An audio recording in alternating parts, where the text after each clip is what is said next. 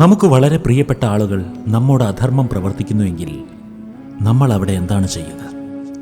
ഒരു വശത്ത് ആ വ്യക്തി നമുക്ക് വളരെ പ്രിയപ്പെട്ട വ്യക്തി തന്നെയാണ്, മറുവശത്ത് ആ വ്യക്തി നമുക്ക് ഉപദ്രവമുണ്ടാക്കുന്ന വ്യക്തിയുമാണ്. ആ പ്രിയപ്പെട്ട വ്യക്തിയോട് നാം എന്തെങ്കിലും എതിർത്ത് സംസാരിക്കുകയാണെങ്കിൽ നമ്മുടെ നിലനിൽപ്പിനെ തന്നെ അത് ബാധിക്കുന്നതാണ്. എന്നാൽ ആ വ്യക്തിയോട് തിരിച്ചൊന്നും ചെയ്യാതെ ഇരുന്നാൽ ആ അധർമ്മം എന്നും സഹിക്കേണ്ട അവസ്ഥ ഉണ്ടാവുകയും ചെയ്യും. ഈ സാഹചര്യത്തിൽ നാം അനുഭവിക്കുന്ന ഒരു ബുദ്ധിമുട്ടുണ്ട്. ഈ ബുദ്ധിമുട്ടിനെയാണ് ധർമ്മസങ്കടം എന്ന് വിളിക്കുന്നത്. നമുക്കിവിടെ രണ്ട് ഉപായമാണ് ഉള്ളത്. ഒന്നുകിൽ ആ വ്യക്തിയുടെ അധർമ്മത്തെ സഹിച്ചുകൊണ്ട് മൗനമായി ജീവിക്കുക, അങ്ങോട്ട് സ്നേഹിച്ചുകൊണ്ടേയിരിക്കുക, എന്നെങ്കിലും ആ വ്യക്തിയുടെ മാനസാന്തരം ഉണ്ടാകുമെന്ന് പ്രതീക്ഷിച്ചുകൊണ്ട് സമാധാനിക്കുക. മറ്റൊരു കാര്യം എന്തെന്നാൽ നാം ആ വ്യക്തിയോട് ആവശ്യാനുസരണം പ്രതികരിക്കുക എന്നുള്ളതാണ്. അതായത് അദ്ദേഹത്തിൻ്റെ അധർമ്മത്തിനെതിരെ നാം സമരം ചെയ്യുക. ഈ രണ്ട് തീരുമാനങ്ങൾക്കും അതിൻ്റേതായ ബുദ്ധിമുട്ടുകളും അതിൻ്റേതായ ഗുണഫലങ്ങളുമുണ്ട്. നിങ്ങളൊന്നും തന്നെ പ്രതികരിക്കാതെ ആ വ്യക്തിയെ സഹിച്ചുകൊണ്ട് ജീവിക്കുകയാണെങ്കിൽ ആ വ്യക്തിക്ക് താൻ ചെയ്യുന്നതിൽ തെറ്റുണ്ടെന്നൊരിക്കലും ബോധ്യമാവുകയില്ല. ആ വ്യക്തി ആ തെറ്റ് ഇപ്പോൾ നിങ്ങളോട് മാത്രമാണ് ചെയ്തുകൊണ്ടിരിക്കുന്നത്. എന്നാൽ നിങ്ങളുടെ ഭാഗത്തു നിന്നും പ്രതികരണമൊന്നുമില്ല എങ്കിൽ ആ വ്യക്തി ഇതേ സ്വഭാവം മറ്റു പലരോടും കാണിക്കുവാനും തുടങ്ങും. അങ്ങനെ സാവധാനത്തിൽ ആ വ്യക്തി അധർമ്മത്തിൽ മുങ്ങിപ്പോവുകയും ആരാലും രക്ഷിക്കാൻ സാധിക്കാത്ത രീതിയിൽ ആ വ്യക്തി നശിച്ചു പോവുകയും ചെയ്യും.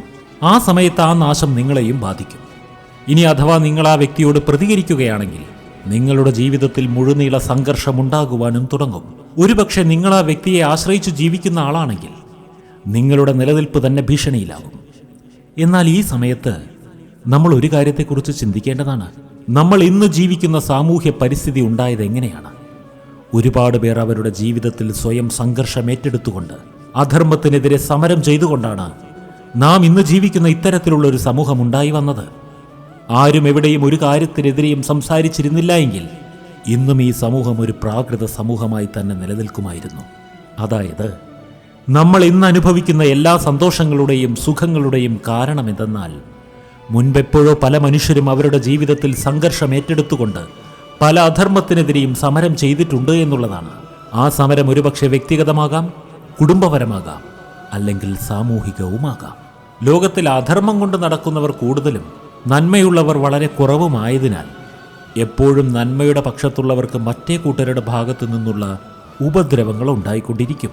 എന്നാൽ നമ്മൾ അതെല്ലാം കണ്ണടച്ച് കാണാത്തതുപോലെ ഇരിക്കുകയാണെങ്കിൽ ആ ഭാഗം വളരുകയും ധർമ്മത്തിൻ്റെ പക്ഷം ശോഷിക്കുകയും ചെയ്യും. അങ്ങനെ കാലക്രമേണ സമൂഹത്തിൽ ധർമ്മത്തിൽ വളരെ വലിയ അസന്തുലിതാവസ്ഥയുണ്ടാകും. അതുകൊണ്ട് തന്നെ നമ്മുടെ ജീവിതത്തിൽ സംഘർഷം സഹിക്കേണ്ടി വന്നാലും നാം അധർമ്മത്തിനെതിരെ പ്രതികരിക്കണം എന്നതാണ് സത്യം. എന്നാൽ ഇത്തരത്തിൽ നമ്മൾ ചെയ്യണമെങ്കിൽ നമ്മുടെ മനസ്സിൽ നിന്നുണ്ടാകുന്ന ചപലമായ വികാരഭരിതമായ ചിന്തകളിൽ നിന്ന് നമ്മൾ മുക്തമാവുകയും ബുദ്ധിപൂർവം ചിന്തിക്കുകയും ഭാവിയെക്കുറിച്ച് ആശങ്കാകുലരാവുകയും വേണം. ജീവിതം എപ്പോഴും സുന്ദരമല്ല എന്നൊരു സത്യം മനസ്സിലാക്കണം. എന്നാൽ നമ്മുടെ ജീവിതത്തെയും വരാനിരിക്കുന്ന തലമുറകളുടെ ജീവിതത്തെയും കൂടുതൽ സുന്ദരമാക്കുവാൻ നാം എന്തു ചെയ്യണമെന്ന ബോധ്യവും നമ്മളിൽ സദാ ഉണ്ടായിരിക്കണം.